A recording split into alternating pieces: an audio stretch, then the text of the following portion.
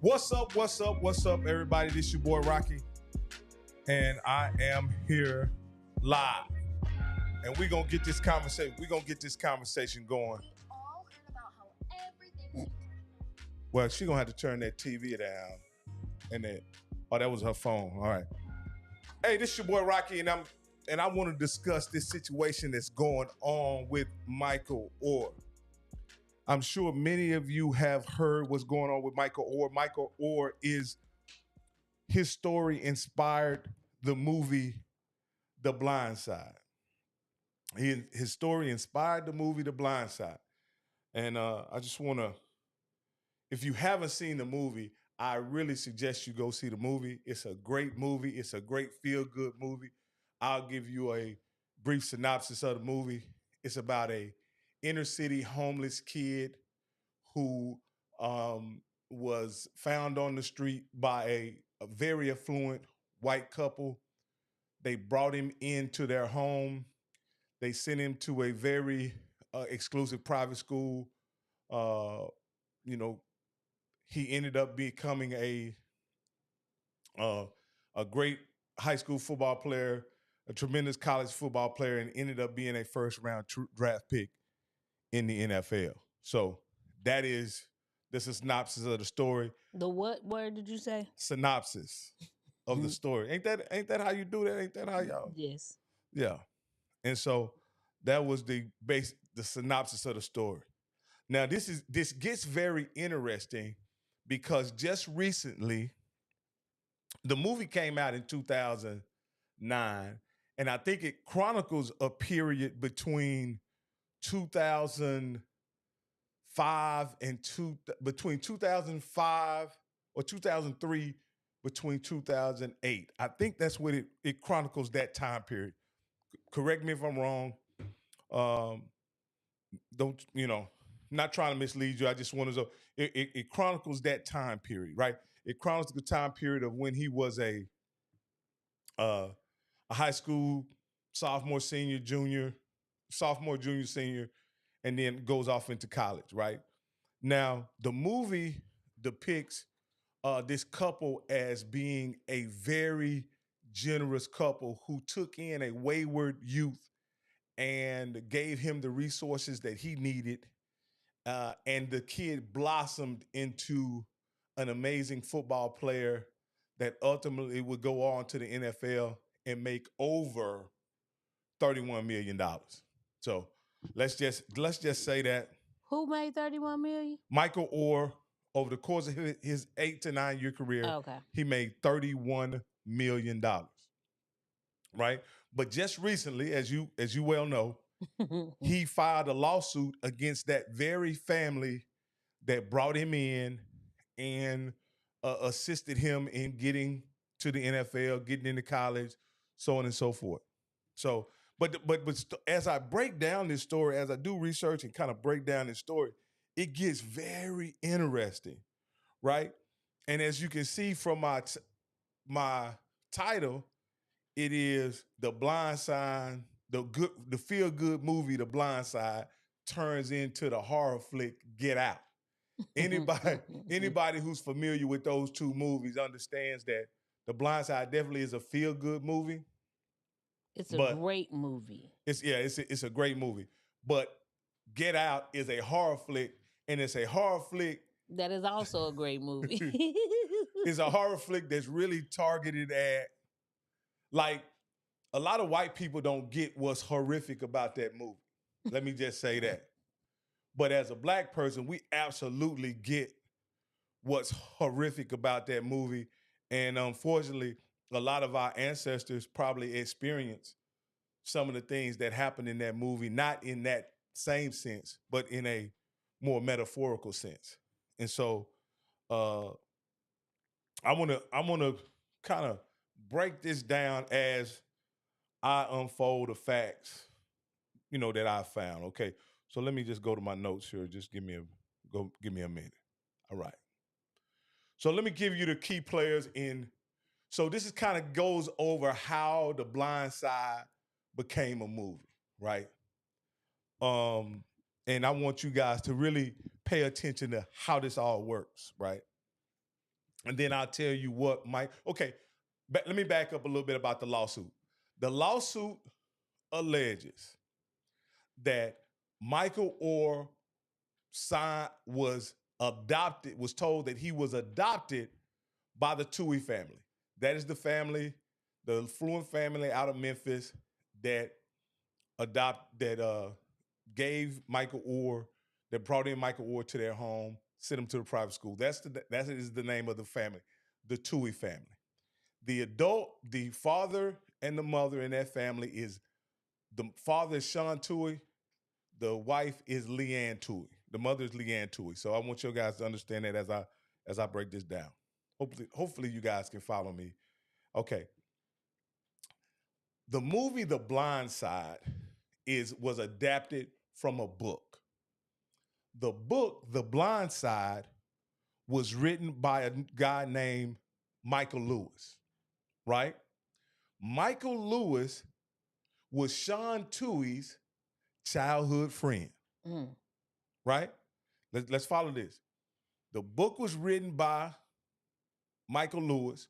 Michael Lewis also authored a pretty popular book called Moneyball that chronicles how the Oakland A's in the 1990s used a very sophisticated method of statistics to get players on the cheap and use them to eventually get into the World Series, for which they lost.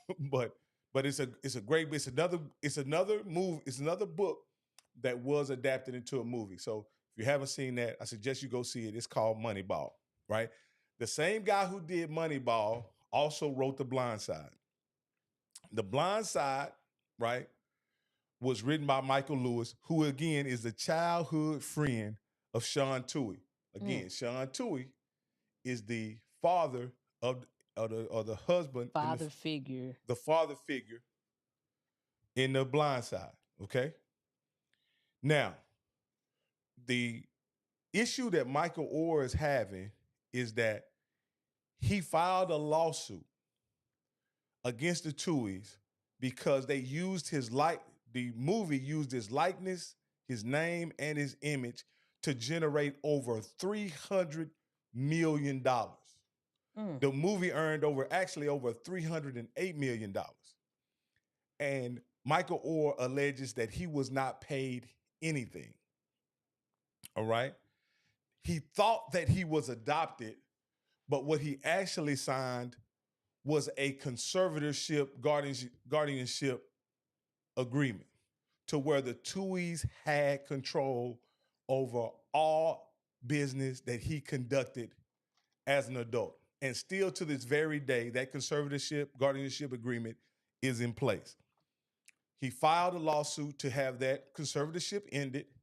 And he also filed a $15 million lawsuit saying that his likeness and image was used in the movie The Blind Side and was never paid. Right? Now, in the movie, what makes this kind of nefarious, in my opinion, though the movie never says Micheal Oher was legally adopted, but Leanne Tui and Sean Tui, there's a scene in the movie where they say, Mike, what we're asking is, do you want to be part of our family? Now, I know that's not adoption, but you can see how a young man with limited exposure could get the understanding that he was part of the family if you said signing this document will make you part of our family. And at the end of the day, a conservatorship doesn't make you part of the family. So in that situation right there, the Tuis misled Micheal Oher, because signing a conservatorship gives you the right to execute business on his behalf, but it certainly doesn't make Micheal Oher part of their family. Absolutely. Absolutely. So I think it's fair to say that at one point, I don't know if it was At what point? Micheal Oher at some point thought he was part of the Toohey family, only to find out that he was not part of the Toohey family. Now, the movie The Blind Side, let me go back to Michael Lewis again. Michael Lewis, who wrote The Blind Side, is a childhood friend of Sean Toohey. Sean Toohey signed the script that was written by Michael Lewis and eventually sold to what I believe to be at the time Fox. Was sold to Fox. In that agreement, the Tooheys were paid, Leanne and Sean, and both their children were paid. Micheal Oher was not compensated. Not only was he not compensated in that deal when they sold the rights to the movie, his likeness, image, and name was signed over to the studio without compensation to be used in perpetuity and throughout the universe. For $0. For $0. That is crazy. So not only did they, and I'm saying this, they cut him out the deal where he could not ever be compensated. And the reason why they were able to do it is because they had a conservatorship/guardianship form in place. And if I didn't mention it, the guardianship conservatorship form was signed after the age of 18. And the narrative in the media right now is saying, well, that's why they signed the guardianship conservatorship form, because he was an adult. You can actually be adopted into a family as an adult. So this was not the only option they had. This was not the only option they had. And I honestly, I would like to know the timeline from when the screenplay was adapted and he signed this conservatorship agreement. Now here's where it gets interesting. They sell the movie to Fox. Fox tries to get Julia, I can't think of her name. Who? It's an actress, Julia somebody. Roberts? Yeah, Julia Roberts. They try to get Julia Roberts to do the movie. For whatever reason, Julia Roberts decides that she does not want to do the movie. Then Fox says, we're not going to make the movie. They then sell it to MGM, some other movie, the company that ultimately would make the movie and distribute the movie. And they sign a deal with Sandra Bullock. Mm-hmm. The movie, they signed with a small production company along with Sandra Bullock and all the actors. They give the actors probably a tremendous incentive to be in the movie. Guess who bankrolls or funds the movie? The Tooheys? No. Who? The Tooheys' next door neighbor. Who is the next door neighbor? His name is something Green, and he's a big FedEx executive. He was once a big FedEx executive. Right? Okay. So it's sounding like an inside job to me in this regard. The Tooheys signed the deal with the childhood friend to write the movie. Michael Lewis, who is a childhood friend of Sean Toohey, writes the screenplay, sells the screenplay. The Tooheys get paid off. Then Michael Lewis, Fox doesn't make the movie. Ultimately, the movie is made and bankrolled by a small production company that's owned by the next door neighbor. And again, when it was sold to this small production company, guess what happened again? They had to sign something else? No, Micheal Oher still was not compensated. He couldn't have been, though. What do you mean? Wasn't he in school at that time, or Okay. Or was there an NCAA situation that would have kept him from being eligible for compensation? But could the Toohey family had made some kind of trust or some kind of arrangements for him afterwards while all this money was flying around? I believe if they were looking out for him, they would have made some type of financial arrangement. Maybe they was trying to recoup. You mean, well, if in essence, if they were trying to recoup, Keisha, then the feel good story where these people donate their time and money and resources and love to get this guy to the NFL. Maybe it's not the full feel good story that it was told to be. If in fact if they're trying to recoup the money that they invested in Michael. Because he was blindsided. Now, interestingly enough, The Blind Side, the book, details the value of a left tackle. Like that's what the book's essence is about. Is how, if you watch the movie, there's a scene in the movie that shows where Lawrence Taylor breaks Joe Theismann's leg. Lawrence Taylor. And then Joe Jacoby, who was protecting his blind side, ultimately, raises the value of the left tackle. And the left tackle now is one of the highest paid positions in the NFL. Because of Michael? Because of his movie? No, because of Lawrence Taylor. Okay. Lawrence Taylor was such a vicious defensive player that they had to put a premium on protecting the quarterbacks. Blindside. I didn't know I was supposed to come in. Yeah, protecting the quarterback's blind side. Thus the name, The Blind Side. So that's an aspect of the movie that they touch on in the movie, but they don't really explore, is that the explosion of the salary of the left tackle. So if Michael Lewis writes this book that talks about the finances and the explosion in salary of the left tackle, surely the Tuohys knew that if Michael could make it to the NFL, he would be compensated handsomely at the left tackle position. Now, Keisha, let me ask you this. Do you think they were looking at his ability to be compensated as a left tackle as his compensation for all that they did, and he didn't necessarily need the money that the movie would produce?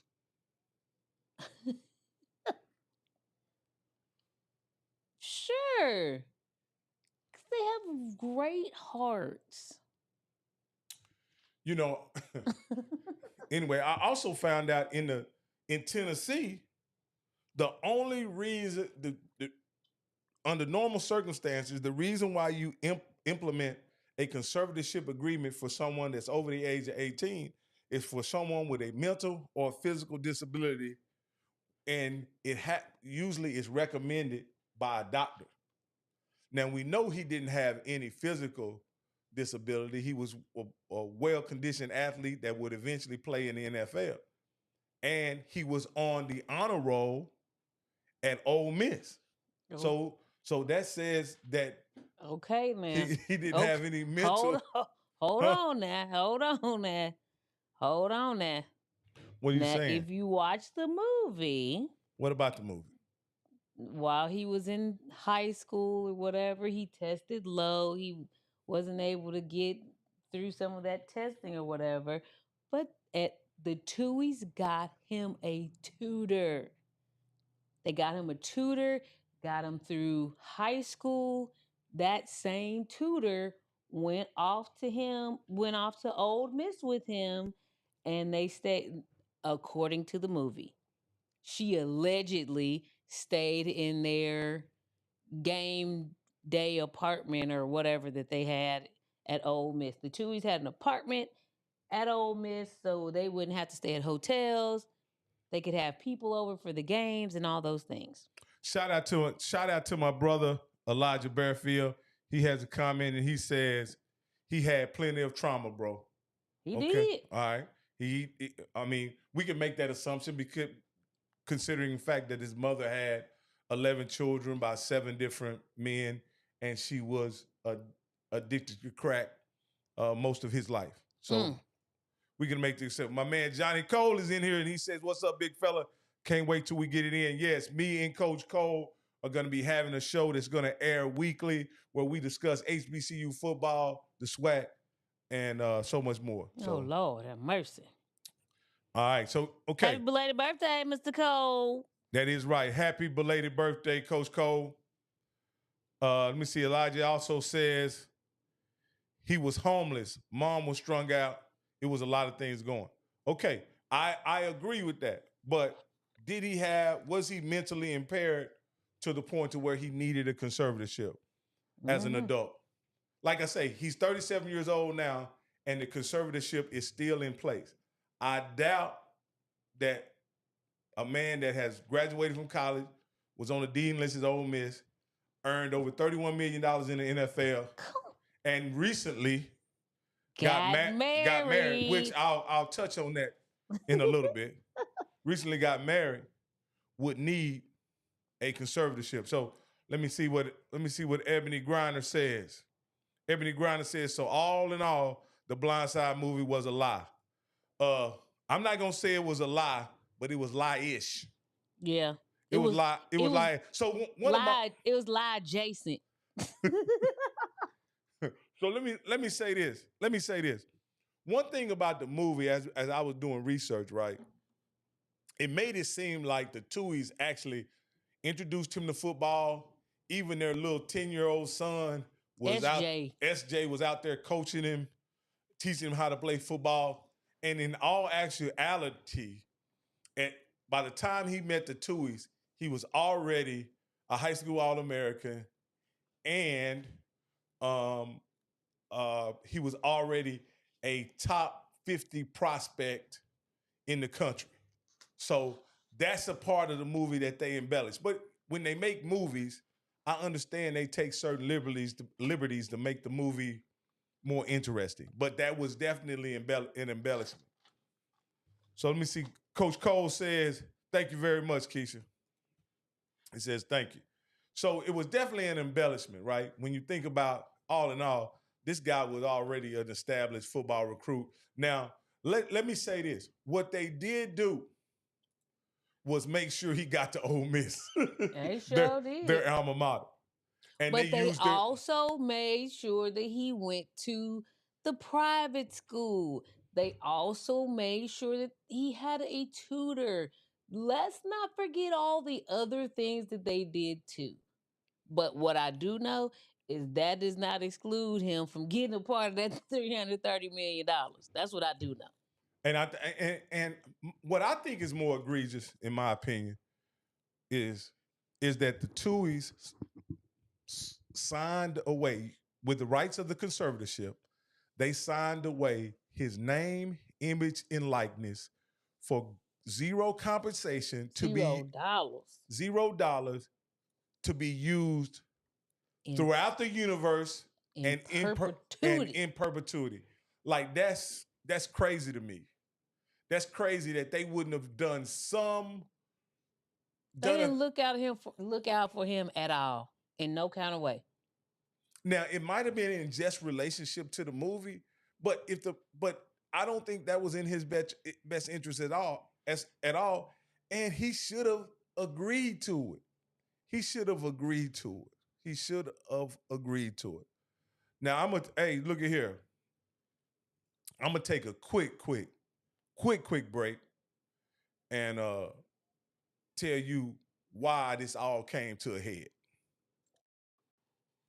If you're searching online for high quality premium cigars, look no further than slowburnwaco.com. Slow Burn is a black-owned, consistent, customer-centric cigar retailer with dope-ass cigars, featuring boutique brands and a wide variety of well-known brands. When you order at slowburnwaco.com, Keisha and Rocky Miller will ensure that your cigars are carefully inspected before they are packaged, making sure your order arrives on time and in the best condition. So make your next move your best move and order some sticks at slowburnwaco.com.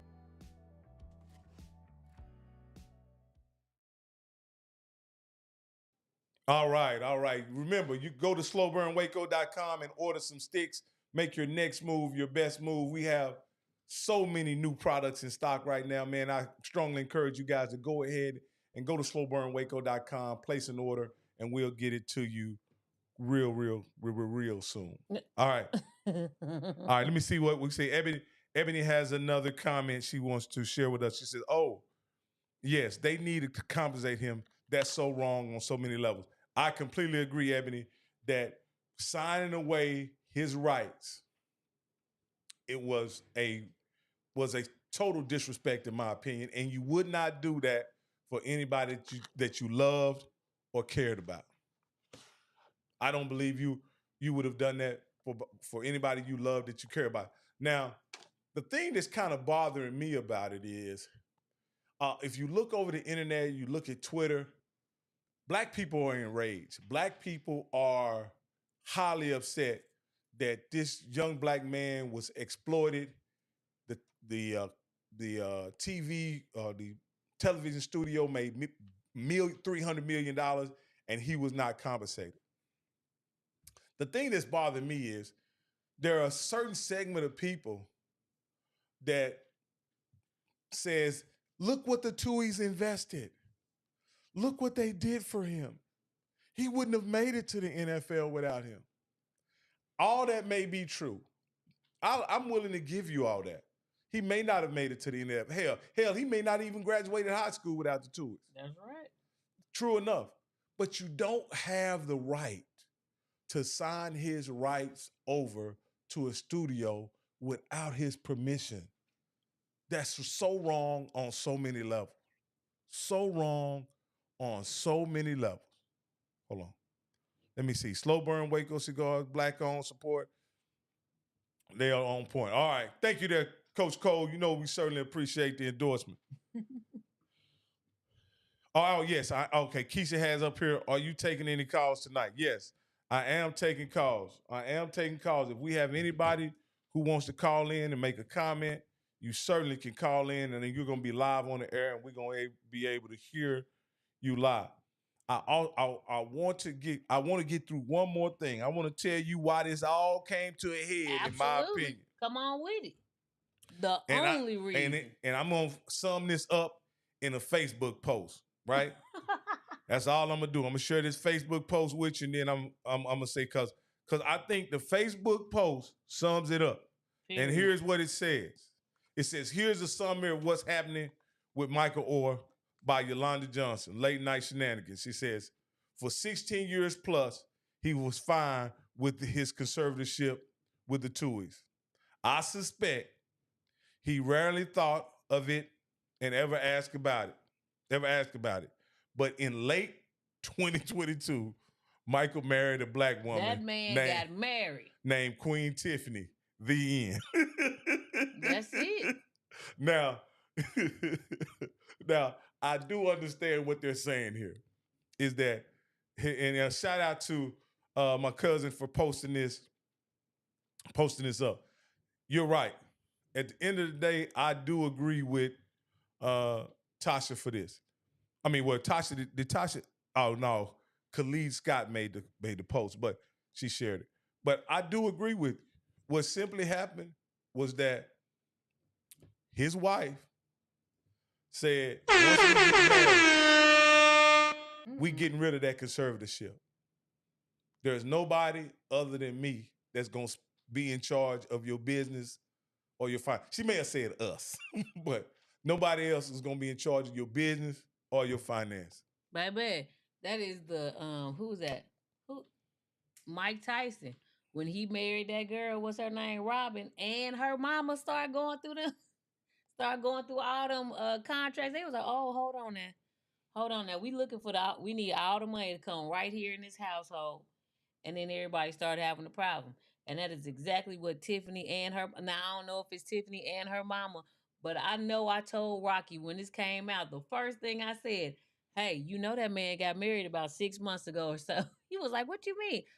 He got married to a black woman, and she said, let's go. Let's find out why we ain't got this extra stuff.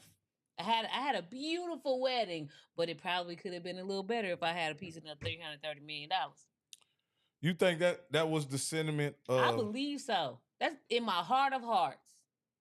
Hold on, let me make sure this phone number right, because You know, I'm known for Because boogering stuff again, up. watching that, Oh yeah, like I got it right. you can see that movie almost every weekend. You can see the movie almost every weekend. I'm pretty sure Tiffany knew who he was before they started chatting or whatever. And hey, baby, I saw your movie and all those things. Let's count these chips though. And let me tie my last little tie in into this movie Get Out, right? Is that oftentimes what we when we see black people in relationships with white people, whether it be marriage or friendships or whatever, there is some of us have a natural skepticism, Mm. right? And wonder why are they so close? Why are they so good of friends? What's the connection there? And oftentimes when you hear a story like this, it validates our skepticism. I'm in no way saying that all white people have an ulterior motive.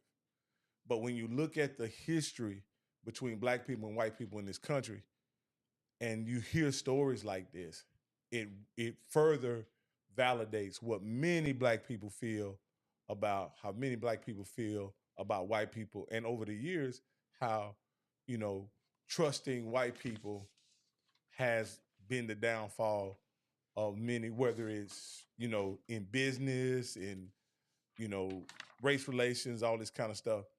And so that's why these stories get propagated throughout the black community, and we are oftentimes outraged by when these things happen. Dude, after watching that movie, it was just so feel good.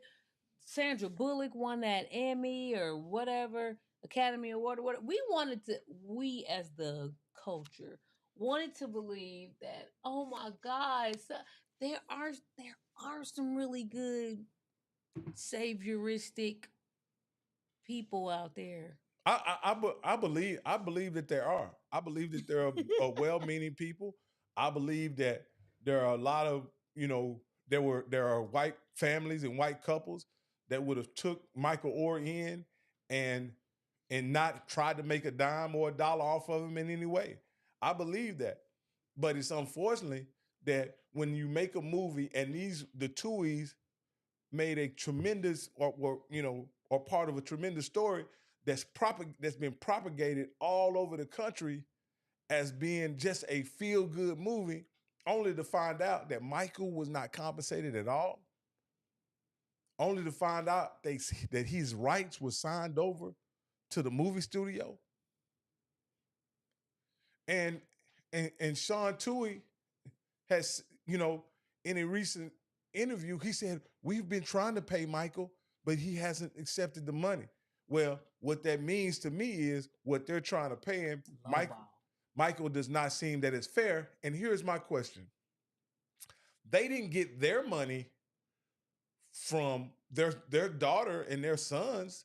Their daughter and their son didn't get their money from their parents. They got their money from the studio. And I feel like Micheal should have got his money from the studio the same way they did. His money shouldn't be passed through the Tuohys.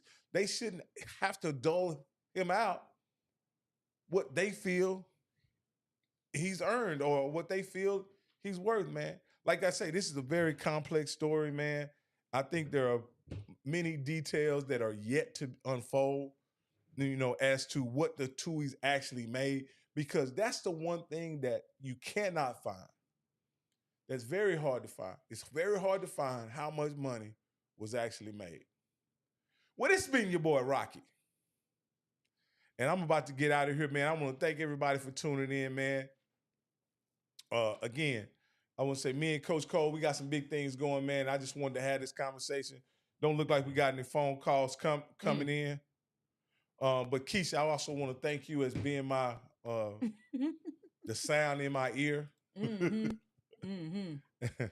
Because I know a lot about football and all that. Yeah, you definitely know about the Blind Side. You probably watched that movie 15 times. Oh God, I did. Yeah. See, one of the things about it, let me tell you, I don't watch movies over again. I watch them one time and they're gone. I don't have to watch them over and over again. Only movie I ever watched a whole bunch of times is The Lion King, and I fell asleep on it most of the time holding. You had to watch But yeah, I didn't watch movies over and over again, man. But hey, much love everybody for tuning in. Till next time. Keep praying for Big Mike. Yeah. Hey, and his wife gonna get that paper. You right. You ain't got to worry about that. Leave it to us.